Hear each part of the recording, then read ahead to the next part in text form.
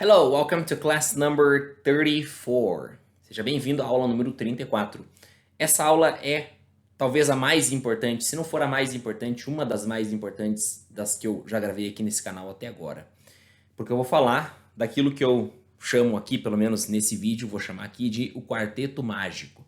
Sim, não é exagero, não é linguagem de marketing, né? Porque realmente essas quatro palavras que eu vou te ensinar aqui, que a gente vai trabalhar com elas agora, elas são indispensáveis, né? Não só para você que quer se comunicar bem em inglês, mas para você que quer se comunicar em inglês de qualquer maneira, tá? Então eu tô falando, sem mais delongas, do some, any, no e every. Olha, sendo bem objetivo, dificilmente você consegue se engajar em uma conversa em inglês que tenha mais de um minuto sem precisar utilizar, e de preferência de forma adequada, uma dessas quatro palavras, tá? Então eu vou explicar por quê. Começando pelo some, ok? Bom, o some, ele vai ter dois significados basicamente. Se ele estiver sendo utilizado com um substantivo contável, countable noun, um substantivo contável, ou seja, algo que se conta, né? For example, some apples, algumas maçãs, some people, algumas pessoas. Ou seja, se a gente está falando de substantivos, de coisas contáveis, ele vai significar algum, alguns, alguma, algumas. Já se ele estiver sendo utilizado com substantivos incontáveis, uncountable nouns, ou seja, aquilo que não se pode contar, for example, some water, um pouco de água, some cheese, um pouco de queijo. Aí ele vai significar, ele vai ser traduzido como um pouco de. É a mesma palavra, tá? É a gente em português que usa de duas formas, que traduz de duas formas. Para eles lá só tem o some, independente do tipo da palavra, se é contável ou incontável. É claro que, como a gente já viu aqui na aula, né, que eu gravei aqui, número 25, contáveis e incontáveis têm suas diferenças, né? Mas para eles vão usar o some de qualquer forma. É a gente que tem que ter esse entendimento da tradução, beleza? O N, ele também vai ter a questão de dois, né, dois lados, né? Só que aqui a gente vai falar de o N com frases melhor dizendo, né, em frases afirmativas, affirmative sentences, ou em frases negativas, negative sentences. Em frases afirmativas, né, ele vai significar, vai ser utilizado com o sentido de qualquer. For example, any possibility is welcome. Ou seja, qualquer possibilidade é bem-vinda, aqui nesse exemplo, né? Numa frase negativa, ele vai ter o exemplo melhor dizendo, ele vai ter o significado de nenhum, nenhuma, enfim, né? Negativo mesmo, né? Por exemplo, I don't have any friends. Ou seja, eu não tenho nenhum amigo, ok? Ou eu não tenho quaisquer amigos, se a gente for traduzir mais ao pé da letra. Mas ele vai ter essa ideia ele vai ser usado no sentido de não, de negativo, né? Em frases negativas. O no, é claro, né, eternamente vai ser uma negação, né, no sentido pleno da palavra. Então ele vai ser usado sempre para indicar, junto a nouns, né, ou seja, a substantivos, a coisas, né, palavras, conceitos, enfim, indicando a não existência ou a proibição de alguma coisa. For example, no phone calls, please. Ou seja, nada de, né, ligações de telefone, por favor. Ou there is no chance, ou seja, não há chance alguma, né? Não tem chance nenhuma, como você queira traduzir.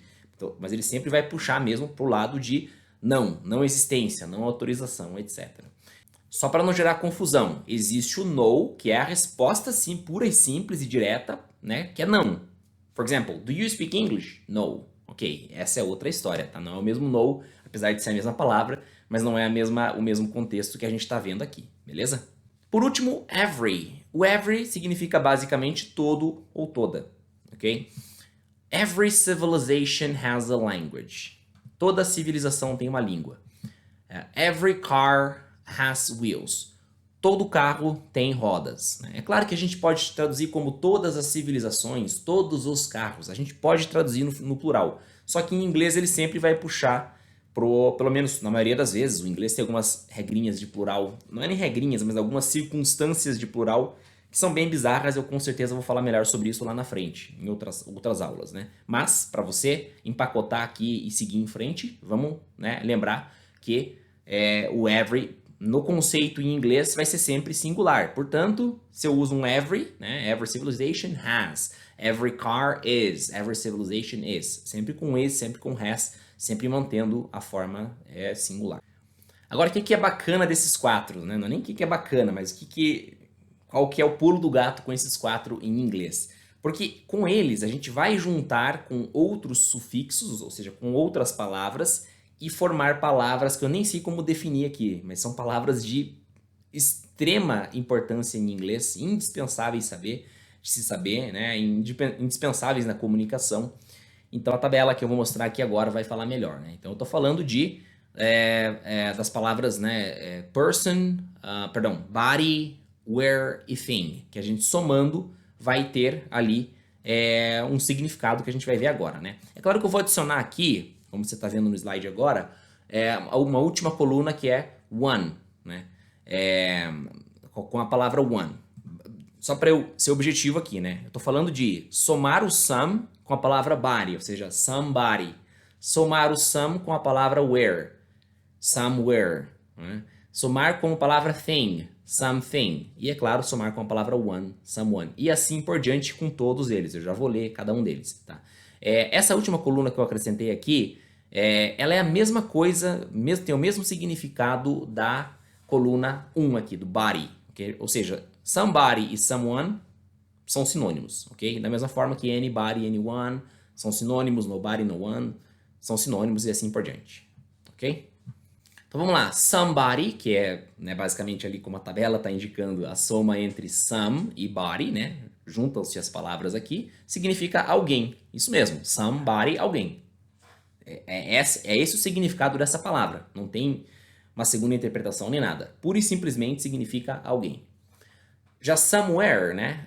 Aliás, uma explicação, né? Como eu coloquei entre parênteses aqui. Person, body significa corpo. A palavra body significa corpo.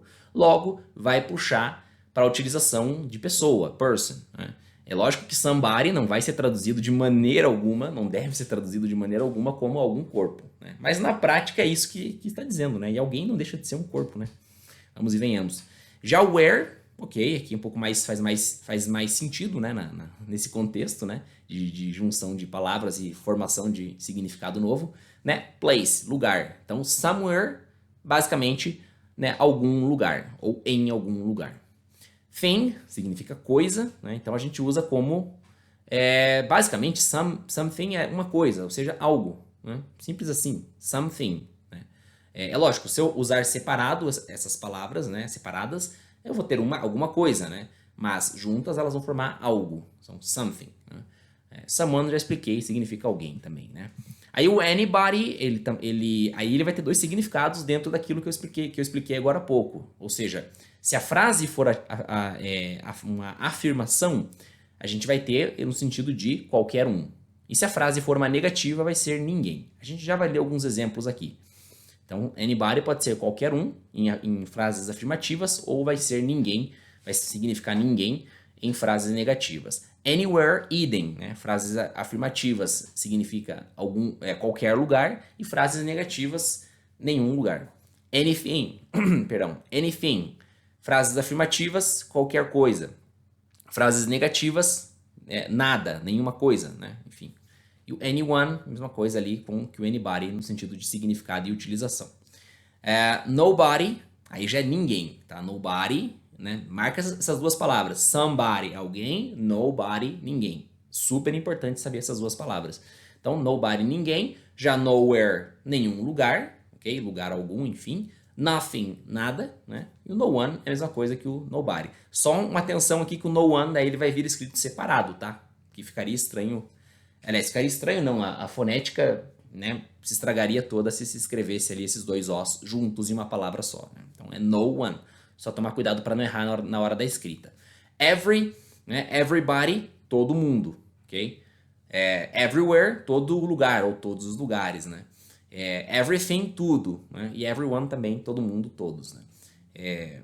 Enfim, vale lembrar que em inglês vai se manter sempre o singular, mas a gente pode entender isso e traduzir no sentido de plural mesmo, né? Então, lendo alguns exemplos aqui em frases com essas palavras, né? There is nowhere I can play the guitar in this house. Ou seja, não tem lugar algum que eu possa tocar a guitarra nessa casa. We can go nowhere with my car like this. Então aqui, nós não podemos ir a lugar algum com o meu carro dessa forma. Everywhere I go, I see those people.